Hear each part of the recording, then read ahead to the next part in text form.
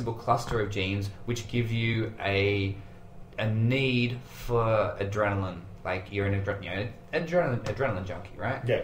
How does that express itself? If you're in an abusive household, Yeah. maybe your adrenaline junkiness becomes robbing things, Yeah, breaking yeah, in people's houses, stealing things. Because as a child, your environment taught you that you won't be supplied with what you need to take it. Yeah. And your genes tell you want a rush of adrenaline. Yeah. So you put those two things together, Yeah. and you go and steal things for Yeah. a living, and you lie, cheat, and whatever because you get a rush from it. Yeah.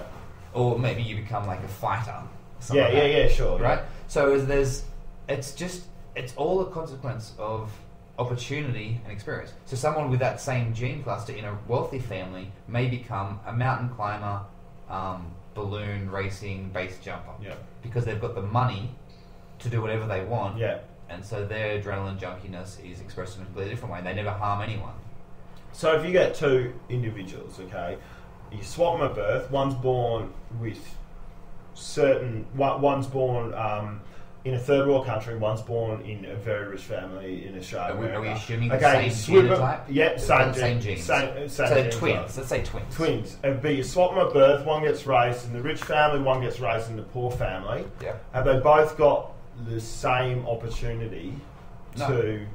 Absolutely not. Because they live in different environments. No. Have they both got the same opportunity to be equally productive if they lived in different environments? You know what I mean? They swapped at birth. One was originally going to be... You got a pair of twins. One's put right? in a third world country and one's put in Sydney, Australia. Yep. And then Melbourne. instead of... Fuck you. Melbourne. and then one gets... But then you swap them at birth. So what was originally born into the rich family is now born in third world, and then... But swapping them doesn't have any impact. No. If you've got kids born in different... you got to take out the gene factor. Right? Now, I'm talking about product of the environment more than product. Then the fact that they were born to a rich family is irrelevant. Born to a rich family and put into a poor community, being rich, doesn't have any consequence in the next generation. The genes are the only thing that matters in the next generation. And so being born to wealthy parents doesn't mean you've got good genes necessarily. It's a slight indicator, maybe. But if you're born into a middle-class family in Sydney or Melbourne, and you're born into a middle-class family in, I don't know, the poorest country on earth, then you've got the same, success level of genetic history, on an economic scale. Yeah. If you took those kids and swapped them, then no, they should do, statistically exactly the same as each other. Yeah.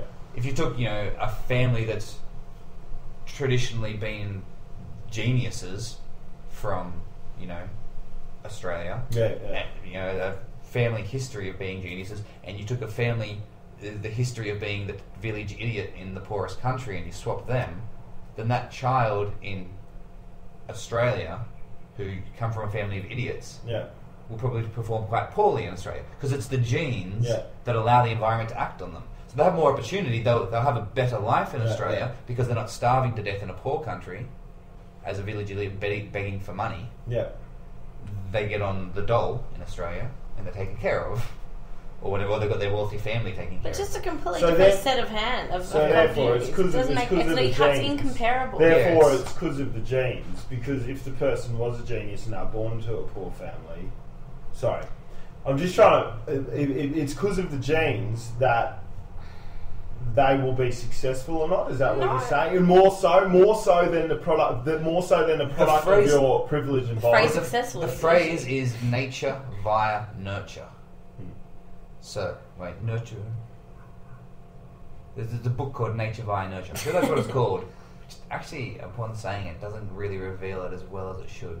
But the point is there's no such thing as we're half genes, half environment, or that this is going to affect it more.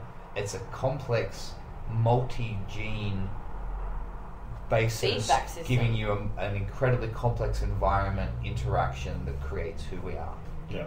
And it's too variable and too complex to summarize into a definitely thing. Definitely, yeah. But everything is always genes and environment and how they interact. That's true. So we got no further. We spent 15 minutes on that and haven't fucking figured it out yet. because I'm much more down the point of genes, less environment, much more. You know what I mean? Like genes definitely have an impact without a doubt, all the rest of it, but you know, environment has unless your gene predisposes you to some disease, being blind. Exactly. But if you're just as, you know, typical, you know, human, I think the reason you're so functioning limbs and fucking shit. But you're in your definition now. You're discounting genes. So assuming your genes are run of the mill, but it's more vital. I know. Sean, the reason this topic interests you is there so a much typical human? is because Tess is pretty typical.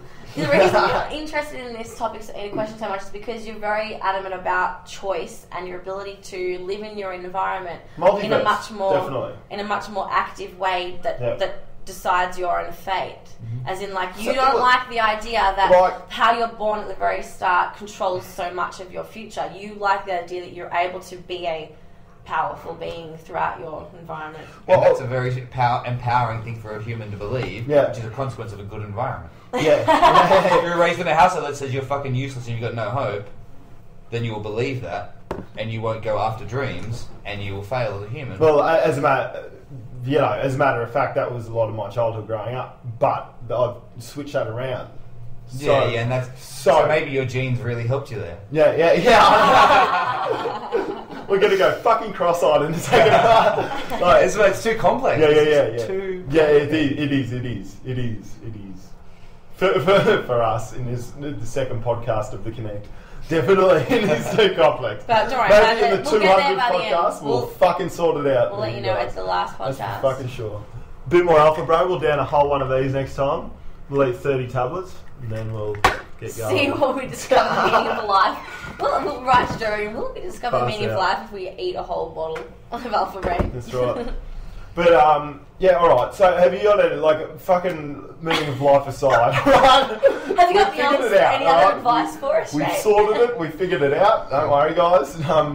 What else? Were you working on some, did you say an adventure website or something? No, we discussed that. Yeah, was it? We did go into that.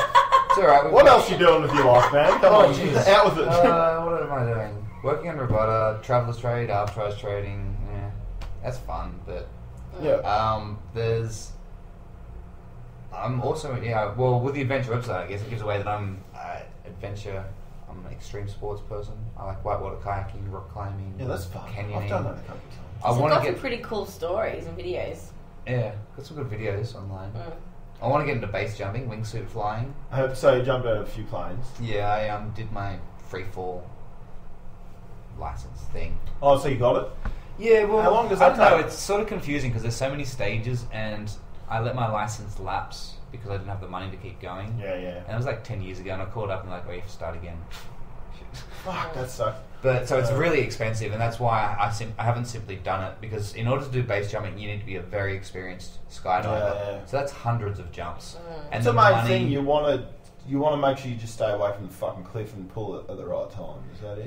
Yeah, originally, yes. Yeah. But then when you get better at that, because we've got wingsuits now. But so what does that fly to the cliff? So you can fly now. Yeah. Because you just it's all falling. You don't just say you can fly now. What that just allows you to want to go fucking hang gliding. That would be fucking sick. You're not moving fast, but that would be fucking fun. That move fast enough. But yeah, that's good. But I know some friends of friends who was an uncle of someone that was robbed, I think. And then no, I'm joking. But I was told by someone at one point that they fly out from like 100 kilometres outside Melbourne, and they come in and then they can just fly back. They stay in the air for like fucking 8 hours. Hang gliding. Yeah, hang gliding. If you got the right winds, you can just stay up in there. Out of choice. Like 200. Yeah. Something to do with thermals, I believe. Thermals, yeah. There's hot air pockets coming out, and they sort of ride them up. Yeah. And then they fly down for all time until they find another one and they ride. That's incredible. That's closer to flying than fucking jumping out of a plane. Oh yeah, well it is flying. Hang gliders do fly. Literally. Yeah, literally. Yeah. I got no desire to do that. I'll vomit everywhere. There, but that's right. You're on the bottom. Sick. Tandem. She gets motion sick. Wild, but I do that. No, but I don't notice the water on hang glider because you don't notice the motion. You're too, depending how high you are. Because you're going with the wind. No, because you're high off the ground. There's no point of reference. You can't see yourself moving. That's even worse.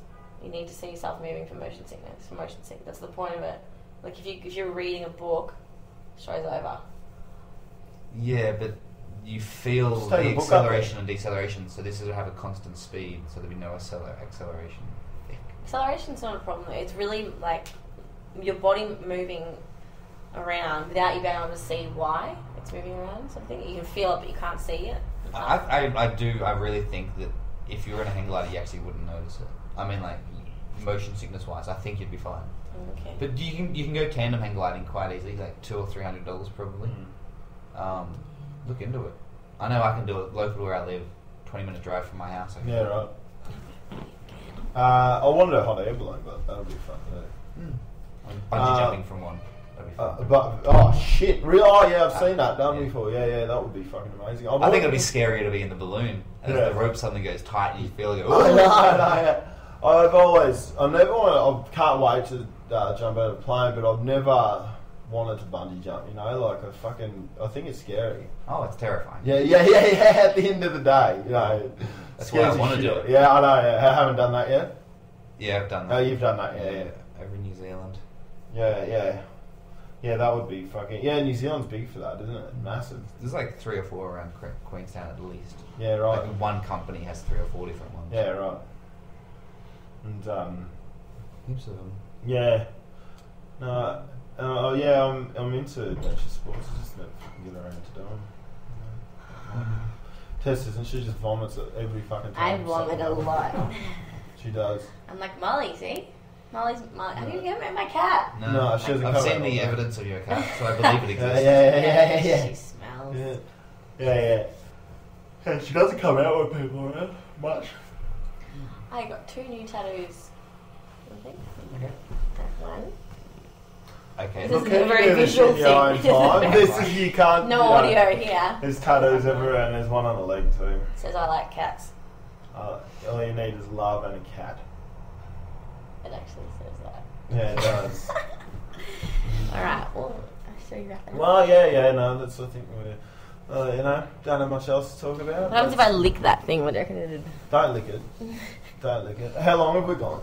1.5 hours. Shit. No one would be listening to us by now. Surely. Be fucking sick and tired. Alright, yeah. Thanks for coming. No problem. Final words? No. Creationism? Simulationist. I can talk about evolution all day long. All day. Yeah. It's like my favourite thing. We did these things. Is there a chance, on a final note... Yes. Is there a chance that there definitely is, that, you get, one day that, suddenly God or Jesus comes back to life and then everyone's fucked? Everyone's fucked. Yeah, is there a chance? Why is No. everyone fucked? Hey? No, because you use the word come back to life implying he ever Yeah. Okay. Is there a chance that the Supreme Being comes down and goes, I'm God? No. Creation's real, I made the world, Yeah, shut the fuck up and fucking do your job. There's absolutely a chance of just about anything. That's a good question. I think that's a good question. What are you doing on December the 21st? We should end every podcast with that question. Do you believe until December? Do you believe in 2012 phenomenon? Of course not. Of course not. But what are you doing that day though? You need to safeguard your safety. I've got no plans. All right, then that's his answer. He's a simulationist. No, but if you're a simulationist, maybe then he's just going to press power off button. That's What's it. the point in thinking about it then? Oh well, then good. Enjoy your life up until. That's it. Promiscuous, live like a Neanderthal. 18 days. You've got jerk off. I'm sure we'll all be fine. Jerk off. Do you know how we'll many? Be more than fine. Do you know how many predictions for the end of the world there have been? There's been quite a few. Do you know how many of them have been right? Y2K was awesome. None. Yeah. Yeah, but we're not talking about the end of the world. We're talking about just the shift at the end of a calendar, shifting consciousness. That's all. Oh, are we? That's all. That goes down a whole lot better with Shane. You should have known. You do know that the whole thing, like the Mayan thing, is just when the calendar ended. That's what I mean. It's at the end of the calendar, a new one. It doesn't mean anything. It's just the end of the calendar. Yeah. It's astronomical. No, it is not. Yes, No. Yes, it is. Earth lines up with the center of the Milky, the solar system. Yeah, fucking it's the end of the precession of It the does. equinoxes. It does. It's a 26,000 year cycle. It's approximately around Shift in 2012, energy. 2013. Do you believe in tides? That's actually how the Mayan calendar ends. That's why.